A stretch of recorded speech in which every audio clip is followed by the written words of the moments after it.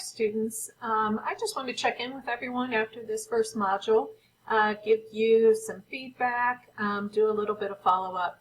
So I'll try to keep it short, but no promises. I hope you will take the time to go through this.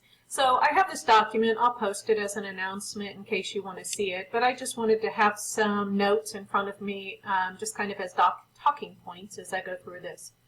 So the first thing I wanted to address was, what was my overall goal in the first module that I put together for you? And really, the overall goal was to get you to the point of conscious incompetence in terms of your ability to teach elementary mathematics where you are right now. So I wanted you to realize that you don't know a lot of what you need to know in order to be able to teach it. And so that's why I asked you to explore this whole notion of conscious incompetence and the progression that you can go through in terms of starting from the unconscious incompetence, getting all the way to the conscious or the unconscious competence, and then the Living Ma article, and then especially having you take a look at that division problem with decimals.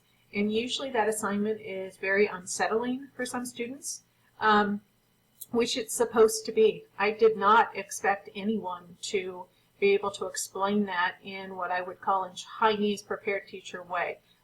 If you could, I would fast forward you to the end of the class because that's really the point of the class here. All right, so one thing in B that I read, which I thought was really interesting, somebody's answer said, based on my answer, I am nowhere near being a Chinese teacher prepared to teach long division. And according to the Living Ma article, being an American, I must have not conceptually understood it as an early child. So my understanding of solving this equation is forgotten. And I'll go one step further. The person who wrote this, said, I must not have conceptually understood it as an early child, is probably very true, but they may not have been given the opportunity to learn it conceptually because perhaps the teacher didn't understand it conceptually, and if the teacher doesn't understand it conceptually, how in the world are they going to teach it in that way? And so we have this cycle that goes on and on and on. And so that's one of my main goals in this course, is to try to do everything I can do and then hopefully make you have the motivation to do everything that you can do to break that cycle. So you might not learn everything in this class conceptually, but I certainly want you to walk away with the idea of that's how you're supposed to know how to do it when you're moving forward with your teaching. In part C, I read this topic. So no, I was always told this is how it's done. I was never given an explanation on why it was never communicated to me. In elementary, my teacher never wanted to be interrupted. And if a lot of people haven't figured this out by now, you probably have had a lot of math teachers in the past who did not like you to ask questions. And they would maybe tell you not to ask questions, or their behavior in the classroom made you stop asking questions. So perhaps they embarrassed you, perhaps they were gruff when you asked questions, perhaps they only gave you, off-the-cuff answers like, oh, you should just go look it up in the book. Unfortunately, I think what this translates to is that many times they were afraid that they would not know how to answer a question correctly, and therefore the way to protect themselves is to have the students not ask the questions in the first place. So I know you don't want to be that teacher, that's for sure. All right, moving on. Some insights into that crazy decimal division problem. So a lot of you correctly said, and by the way, whether you correctly or incorrectly said anything in that assignment was not the point. It was the amount of reflection you did is generally what your grade was based on. But anyway, the question about moving the decimal. Well, yes, the reason we move the decimal is because we want to use a whole number divisor instead. So that's the point. But why you can do it is not just because you're supposed to or because we want to make it a whole number. You have to be able to explain to students, why can you move that decimal place? and still get the same answer. I mean, you essentially just changed the whole division problem, but somehow you get the same answer. I don't expect you to learn and understand this completely, but I wanted to give you some insight. So if I look at these three division problems, 21 divided by 3. All right, we know that's 7. Well, look what happened here. I essentially moved the decimal place 1 in both of these, which means I multiplied them both by 10. 210 divided by 30, that's still 7. 2,100 divided by 300, that's still 7. Again, decimal place was moved again. Now, can you come up with the answer? What is 2.1 divided by 0.3? The answer is going to be 7. So that can give you a little bit of mathematical insight into that. Part B, I didn't really have any students, nor did I expect to have any students who could explain why all those crazy steps. We're going to learn this later on in the course, but I want to talk about it briefly just to give you the notion of what does it mean to really be able to explain the steps. So if you're looking at long division, it's always nice to think buckets and apples. So say we have 575 apples, and we have 3 buckets. And our job in a division problem is to see how many apples do I need to put into each of these 3 buckets so that they're divided up evenly. So the long division algorithm looks at it like this. It says essentially, hey, I am not going to do this one by one. 1 apple for you, 1 apple for you, 1 apple for you, because it would take the rest of my life. So instead I'm going to use big chunks. So I'm going to look at my dividend, which is 575, and I'm going to say, hey, I've got 5 hundreds. All right, so think of 5 groups of 100 apples. And if all I'm focusing on right now is 5 groups of 100 apples, how many of those hundreds can I put into each bucket? And the answer to that is 1. That's what that 1 up here is saying. So I've got these 5 groups of 100, and I can evenly put 100 apples into each bucket. Well, then I have to ask the question, all right, I just did that. How many apples was I able to get rid of from my pile when I did that?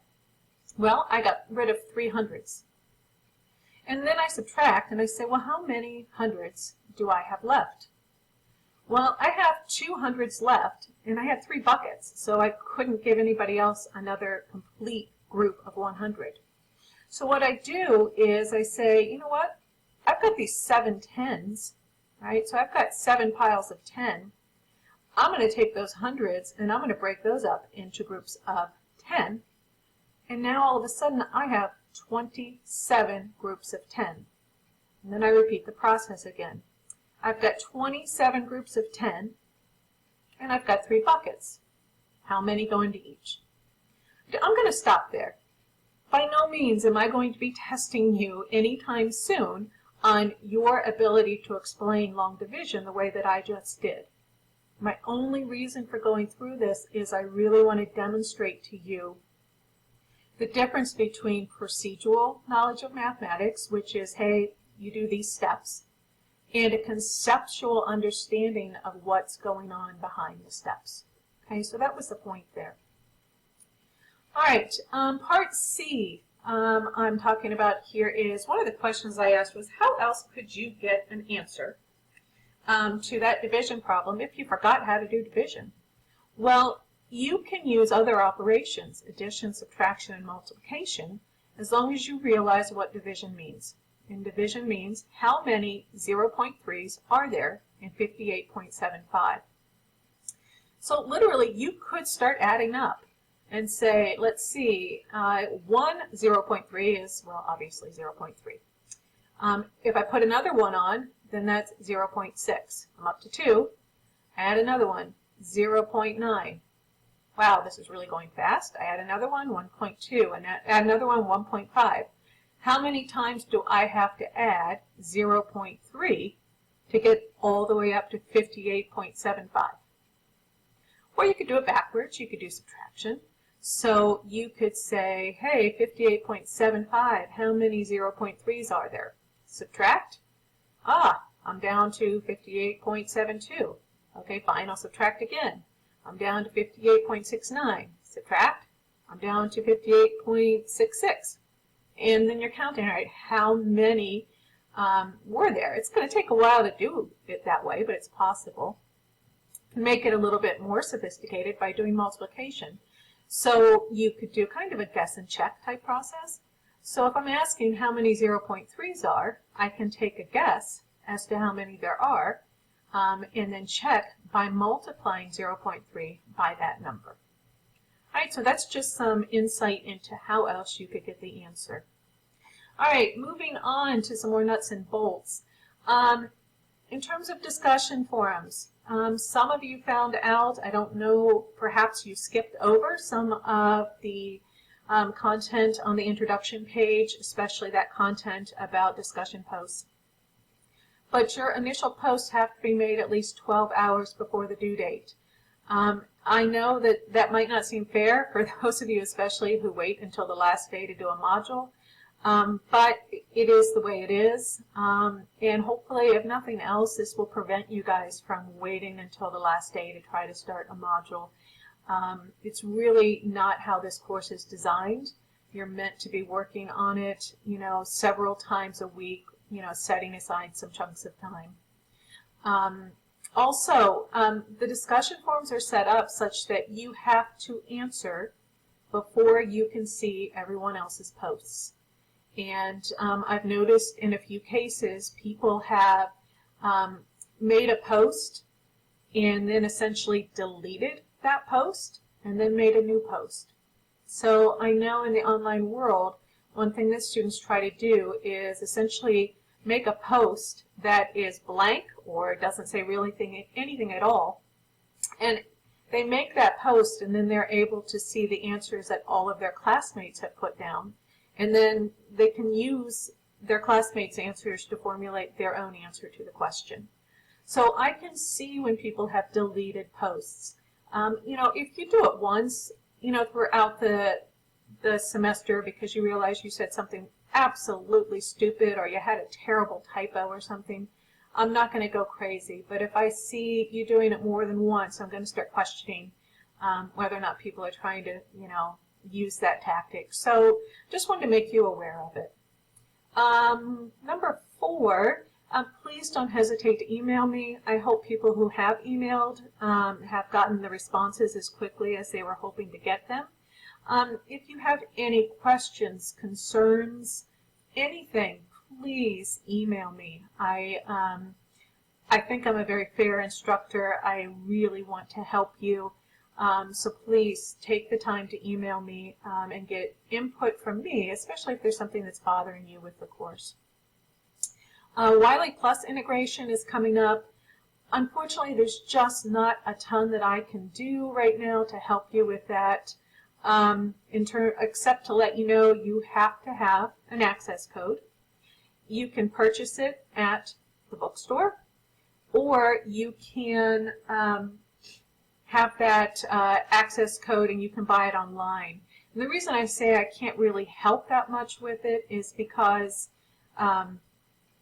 I can't show you what it looks like to get into it the first time because I've already gotten into it. So you need the access code.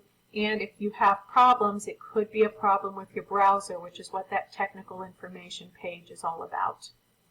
I'm running out of time here, so I'm going to try to do this pretty quickly. I am on jury duty next week, which means that I might not be quite as available between the hours of 8 and 5. I will try to check email on breaks, but if it's a little bit longer than usual, hearing from me, please know that that's what's going on. Make sure that you're moving through the modules sequentially. I demonstrated how to do that in the walkthrough screencast that I sent to everyone before the class started. I also mentioned that in an announcement that I made last week. Please know that skipping content is going to result in lower grades. So in a couple cases, I could tell that people were skipping some content. So make sure you don't do that. And finally, I have 10 seconds. Seems like the successful students were spending about 8 hours on this first module. So make sure you are setting aside enough time.